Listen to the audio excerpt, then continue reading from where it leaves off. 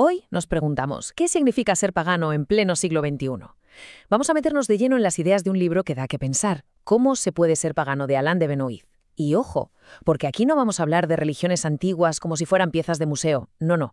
Vamos a explorar dos formas, dos visiones del mundo totalmente opuestas que chocan en cómo entienden la vida, la humanidad, bueno, la existencia misma. Vale, vamos al lío. La pregunta clave aquí no es sobre rituales, ni sobre qué dioses concretos adorar. No, la cuestión es mucho más profunda, más filosófica. Se trata de entender qué sensibilidad, qué forma de ver la vida define realmente al paganismo, sobre todo si lo ponemos frente a frente con la tradición judeocristiana, que al final es la que ha moldeado Occidente durante los últimos 2000 años.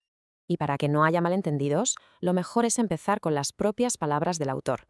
Él deja muy claro que su intención no es convencer a nadie de nada. Esto no es un panfleto. Lo que busca es, digamos, dibujar un mapa de los paisajes espirituales totalmente distintos. Quiere que entendamos un conflicto de sensibilidades que, como él dice, a veces se libra dentro de cada uno de nosotros. Venga, pues esta es nuestra hoja de ruta. Vamos a ver 5 puntos clave donde estas dos maneras de ver el mundo chocan de frente.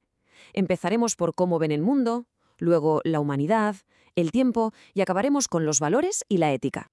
Empecemos por el meollo de la cuestión, la distinción fundamental. Según de Benoist, si queremos entender la diferencia real entre el paganismo y el monoteísmo judío-cristiano, tenemos que olvidarnos de la pregunta típica de ¿un dios o muchos dioses? Esa no es la clave. La verdadera fractura, la brecha de verdad, es mucho más profunda. Y esa brecha tiene un nombre: dualismo. Este es el concepto central. En el análisis de Benoist, toda la teología judio-cristiana se levanta sobre una idea: una separación radical, total, infranqueable entre un creador, que no ha sido creado por nadie, y el mundo, que es su creación. Son dos cosas distintas, como el aceite y el agua, separadas por un abismo.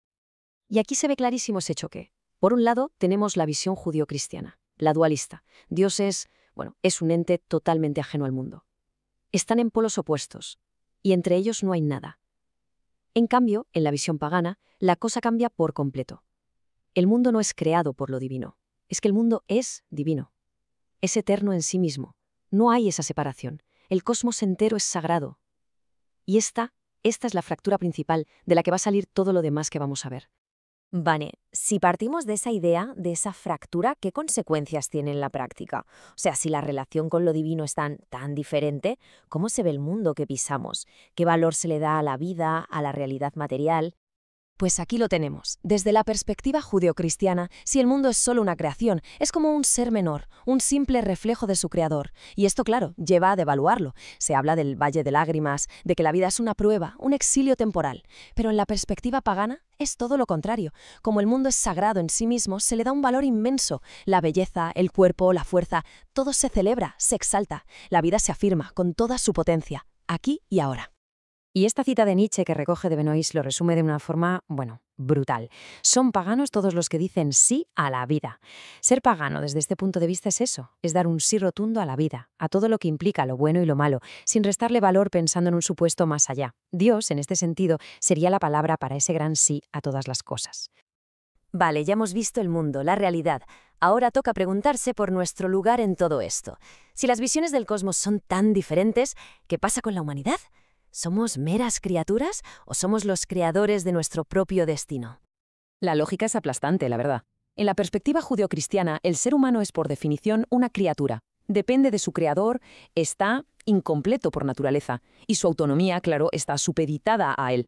Pero en la perspectiva pagana, sin esa figura del creador externo, el ser humano se encuentra solo y libre. Es autónomo. Es capaz de superarse a sí mismo, de crear sus propios valores, de inventar su propio proyecto de vida. Y aquí el análisis de Benoist se pone muy provocador. Le da una vuelta de tuerca completa al concepto de pecado original. Él dice: eso que la Biblia llama la caída, en realidad no es una caída. Es el momento exacto en que nace la humanidad. Es el acto que nos da historia, que nos da voluntad propia.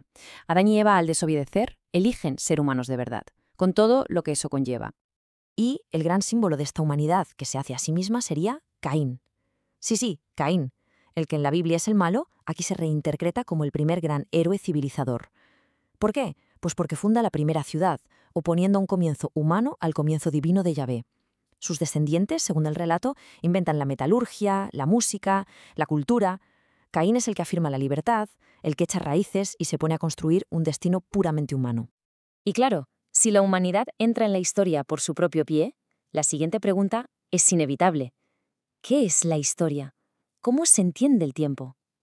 Esto es algo que no solemos pensar, pero estas dos visiones del mundo tienen ideas radicalmente opuestas sobre la forma misma del tiempo.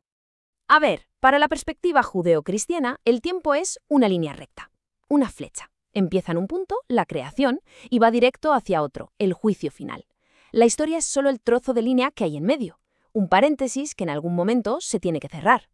En cambio, para la perspectiva pagana, el tiempo no es una línea, es un círculo o una esfera. No hay un principio y un fin absolutos. Todo vuelve, es el famoso eterno retorno.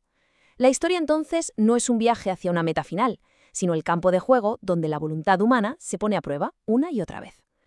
Y esta cita que usa de Benoist para explicarlo es buenísima. Dice: al mito de Ulises regresando a Ítaca, quisiéramos oponer la historia de Abraham abandonando para siempre su patria por una tierra aún desconocida.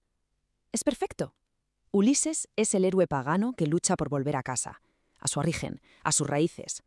Abraham es el héroe monoteísta que tiene que dejarlo todo atrás para ir hacia un futuro prometido, hacia una tierra que ni siquiera conoce. Origen contra destino. Y ya llegamos a la última gran diferencia, que es la consecuencia lógica de todo lo anterior: los valores, la ética. Si se ve el mundo de forma tan distinta, si se entiende la humanidad y el tiempo de formas tan opuestas, pues es normal que la idea de lo que está bien y lo que está mal también sea radicalmente diferente.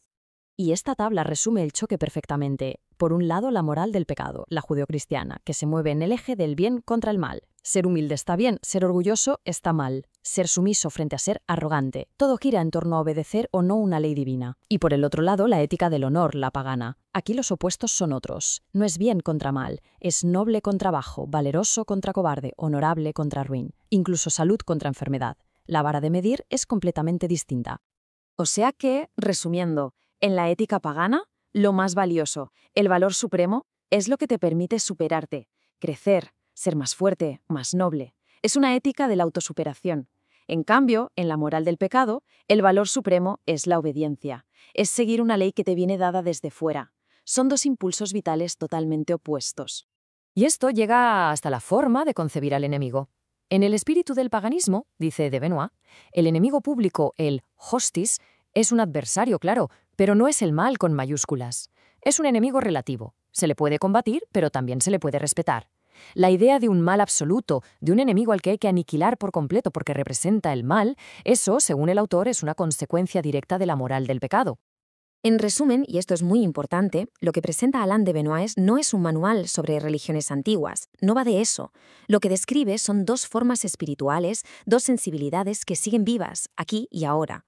Son dos maneras antagónicas de entender el mundo que, nos demos cuenta o no, siguen moldeando nuestro pensamiento, nuestra cultura y nuestra política.